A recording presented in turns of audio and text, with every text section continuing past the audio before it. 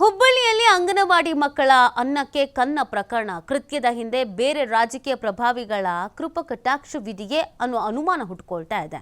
ಸಾರ್ವಜನಿಕ ವಲಯದಲ್ಲಿ ಈ ಬಗ್ಗೆ ನಾನಾ ರೀತಿಯಾದಂಥ ಚರ್ಚೆ ಆಗ್ತಾ ಇದೆ. ಹೆಸರಿಗಷ್ಟೇ ಅಧಿಕಾರಿಗಳ ಮೇಲೆ ಕ್ರಮ ಬೇಡ ಅಂತ ಜನರು ಹೇಳ್ತಾ ಇದ್ದಾರೆ. ಈಗಾಗಲೇ ಅಂಗನವಾಡಿ ಕಾರ್ಯಕರ್ತೆಯರು ವಾಹನ ಚಾಲಕನ ವಿರುದ್ಧ ದೂರು ನೀಡಲಾಗ್ತಾ ಇದೆ. ಜೊತೆಗೆ 26 ಅಂಗನವಾಡಿ ಕಾರ್ಯಕರ್ತೆಯರನ್ನ ಬಂಧಿಸಿದ್ದಾರೆ ಖಾಕಿ. ಅಲ್ಲದೆ ಇಬ್ಬರನ್ನ ಅಮಾನತು ಮಾಡಿದೆ ರಾಜ್ಯ ಸರ್ಕಾರ. ಹೀಗಾಗಿ ಈ ಪ್ರಕರಣದಲ್ಲಿ ಪ್ರಭಾವಿಗಳ ಕೈವಾಡ ಇದೆಯಾ ಎಂಬ ಶಂಕೆ ವ್ಯಕ್ತವಾಗ್ತಾ ಇದೆ. ಪ್ರಭಾವಿಗಳ ಕೈವಾಡ ಇಲ್ಲದೆ ಈ ಥರದೊಂದು ಕೆಲಸವನ್ನ ಮಾಡೋದಕ್ಕೆ ಸಾಧ್ಯ ಇಲ್ಲ ಅನ್ನೋದೊಂದು ಅನುಮಾನ ಹುಟ್ಕೊಳ್ತಾ ಇರೋದು. ಯಾರೋ ಪ್ರಭಾವಿಗಳ ಕೈವಾಡ, ಷಡ್ಯಂತ್ರ, ಒತ್ತಡ, ಒತ್ತಾಯ ಈ ಪ್ರಕರಣದಲ್ಲಿ ಇರಬಹುದಾ ಅನ್ನುವಂಥ ಅನುಮಾನ ಹುಟ್ಕೊಳ್ತಾ ಇದೆ. ಯಾಕಂದರೆ ನೋಡಿ, ಈ ಪ್ರಕರಣದಲ್ಲಿ ಸುಮಾರು 26 ಅಂಗನವಾಡಿ ಕಾರ್ಯಕರ್ತರನ್ನು ಬಂಧಿಸಲಾಗಿದೆ. ಜೊತೆಗೆ ಇದರಲ್ಲಿ ಚಾಲಕರು ಸೇರಿದಂತೆ ಬೇರೆ ಬೇರೆಯವರ ಹೆಸರು ಕೂಡ ಆಗಿದೆ. ಹೇಗೆ ಸಾಧ್ಯ? ಯಾರೋ ಒಬ್ಬರು ನಮಗೆ ಧೈರ್ಯ ತುಂಬ್ದೇನೆ, ನಾನು ಇದೀನಿ ಅಂತ ಹೇಳ್ದೇನೆ, ಅಥವಾ ಇದನ್ನು ತಲುಪಿಸುವಂಥ ಜಾಗ ಸೂಕ್ತವಾಗಿ ಇಲ್ಲದೇನೆ ಹೇಗೆ ಈ ಥರದೊಂದು ಕೆಲಸಕ್ಕೆ ಕೈ ಹಾಕಕ್ಕೆ ಸಾಧ್ಯ? ಅದು ಇಷ್ಟಕ್ಕೊಂದು ಜನ ಪ್ರಶ್ನೆ ಅಲ್ವಾ? ಹಾಗಾಗಿ ಇದೊಂದಷ್ಟು ಅನುಮಾನಕ್ಕೆ ಕಾರಣವಾಗ್ತಾ ಇದೆ. ಇಲ್ಲಿ ಹೆಸರಿಗಷ್ಟೇ ಅಧಿಕಾರಿಗಳ ಮೇಲೆ ಕ್ರಮ ಬೇಡ, ನಿಜವಾಗ್ಲೂ ಇದರಲ್ಲಿ ಯಾರು ಇನ್ವಾಲ್ವ್ ಆಗಿದ್ದಾರೆ? ಯಾರಾದರೂ ಪ್ರಭಾವಿ ವ್ಯಕ್ತಿ ಇನ್ವಾಲ್ವ್ ಆಗಿರುವಂಥ ಸಾಧ್ಯತೆ ಇರುತ್ತೆ. ಇಲ್ಲ ಅಂತಂದರೆ ಇಷ್ಟು ಧೈರ್ಯದಿಂದ ಈ ಥರದೊಂದು ಕೆಲಸವನ್ನು ಮಾಡೋದಕ್ಕೆ ಅದು ಇಷ್ಟೂ ಜನ ಸಾಧ್ಯ ಇಲ್ಲ. ಯಾರ್ದೋ ಕೃಪಕಟಾಕ್ಷ ಅನ್ನೋದು ಇದೆ. ಅದು ಯಾರು ಅನ್ನೋದು ಗೊತ್ತಾಗಬೇಕು, ತನಿಖೆ ಸೂಕ್ತವಾಗಿ ನಡಿಬೇಕು, ಅವ್ರ ವಿರುದ್ಧ ಕ್ರಮ ಆಗಬೇಕು. ಸೊ ಈ ಆಗ್ರಹ ಹೆಚ್ಚಾಗ್ತಾ ಇರುವಂಥದ್ದು. ಸೊ ಈ ಹಿನ್ನೆಲೆಯಲ್ಲೂ ಕೂಡ ತನಿಖೆ ಆಗಬೇಕು ಅನ್ನುವಂಥ ಆಗ್ರಹ ಮಾಡಲಾಗ್ತಾ ಇದೆ. ನೋಡಿ, ಇಲ್ಲಿವರೆಗೂ ಒಂದು 26 ಅಂಗನವಾಡಿ ಕಾರ್ಯಕರ್ತೆಯರನ್ನು ಜೊತೆಗೆ ವಾಹನ ಚಾಲಕರನ್ನು ಅರೆಸ್ಟು ಮಾಡಿದ್ದಾರೆ. ಅದಲ್ಲದೆ ಇಬ್ಬರನ್ನ ಅಮಾನತು ಕೂಡ ಮಾಡಿದ್ದಾರೆ. ಆದರೆ ಈ ಪ್ರಕರಣದಲ್ಲಿ ಯಾರೋ ಪ್ರಭಾವಿಗಳು ಹಿಂದೆ ನಿಂತಿದ್ದಾರೆ. ಪ್ರಭಾವಿಗಳು ಇರೋದ್ರಿಂದಲೇ ಇಷ್ಟೆಲ್ಲ ರೀತಿಯಾದಂಥ ಹಗರಣ ನಡೆಯೋದಕ್ಕೆ ಸಾಧ್ಯ ಆಗಿದೆ. ಇಲ್ಲ ಅಂತ ಅಂದರೆ ಅಂಗನವಾಡಿ ಕಾರ್ಯಕರ್ತೆಯರಿಗೆ ಅಥವಾ ವಾಹನ ಚಾಲಕರಿಗೆ ಒಂದು ಭಯ ಇದ್ದೇ ಇರುತ್ತೆ. ಯಾಕಪ್ಪ ಬೇಕು ಸರ್ಕಾರದ್ದು, ಏನಾದರೂ ಹೆಚ್ಚು ಕಮ್ಮಿ ಆದರೆ ಕೆಲಸ ಹೋಗ್ಬಿಡತ್ತೆ ಅಂತ.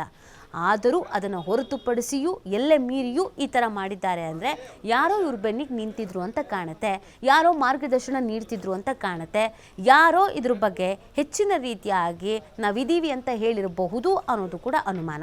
ಇದೆಲ್ಲದ್ರ ಬಗ್ಗೆ ಮತ್ತಷ್ಟು ಮಾಹಿತಿಯನ್ನು ಪಡ್ಕೊಳ್ತಾ ಹೋಗೋಣ. ಇದಕ್ಕೆ ಸಂಬಂಧಪಟ್ಟಂತೆ ನಮ್ಮ ಪ್ರತಿನಿಧಿ ಎಲ್ಲಪ್ಪ ಒಂದು ಚಿಚ್ಚಾಟು ಕೂಡ ಮಾಡಿದ್ದಾರೆ, ನೋಡ್ಕೊಬರೋಣ.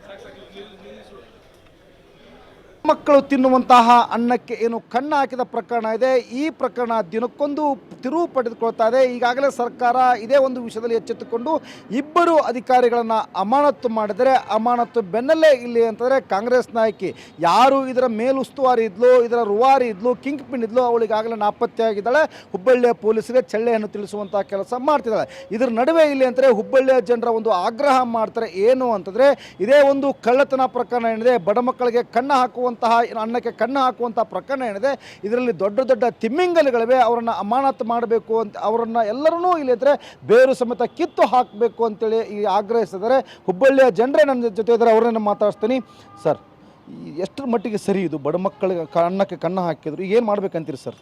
ಪೌಷ್ಟಿಕ ಆಹಾರ, ಬಡ ಮಕ್ಕಳಿಗೆ ಏನು ಪೌಷ್ಟಿಕ ಆಹಾರ ಕೊಡಬೇಕು, ಅದರಲ್ಲಿ ಈ ರೀತಿ ಅದನ್ನು ಓಪನ್ ಮಾರ್ಕೆಟ್ನಲ್ಲಿ ಮಾರಿಕೊಂಡು, ಇದರಲ್ಲಿ ಕಾಳಸಂತೆಯಲ್ಲಿ ಮಾರಿಕೊಂಡು, ಆಮೇಲೆ ಇದರಲ್ಲಿ ಅನೇಕ ಕಾಂಗ್ರೆಸ್ ಕಾರ್ಯಕರ್ತರು ಹೆಸರು ಬಂದಿದೆ.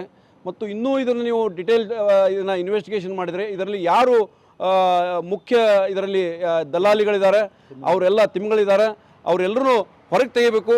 ಮತ್ತು ಇದು ಭಾಳ ಒಂದು ಅಸಹ್ಯ, ಈ ರೀತಿ ಮಾಡೋದು ಭಾಳ ಒಂದು ಕ್ಷುಲ್ಲಕ ಅಂತ ನಾನು ಈ ಸಂದರ್ಭದಲ್ಲಿ ಹೇಳಿ ಬಯಸ್ತಾ ಇದ್ದೀನಿ.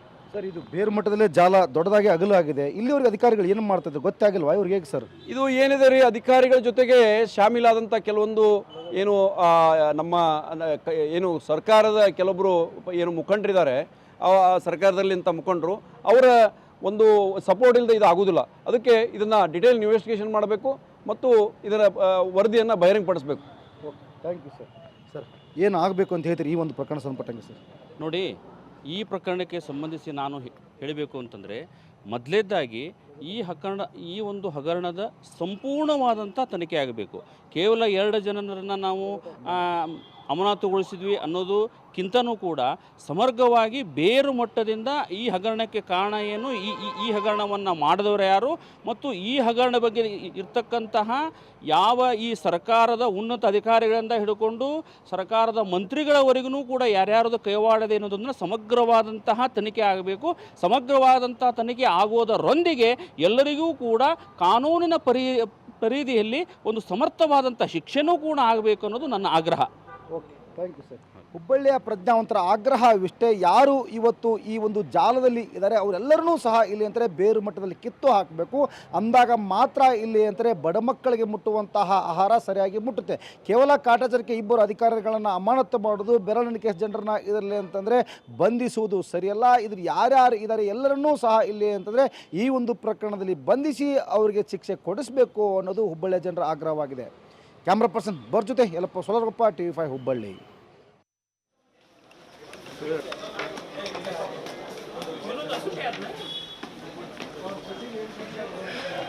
ನೀಲೇಂದ್ರ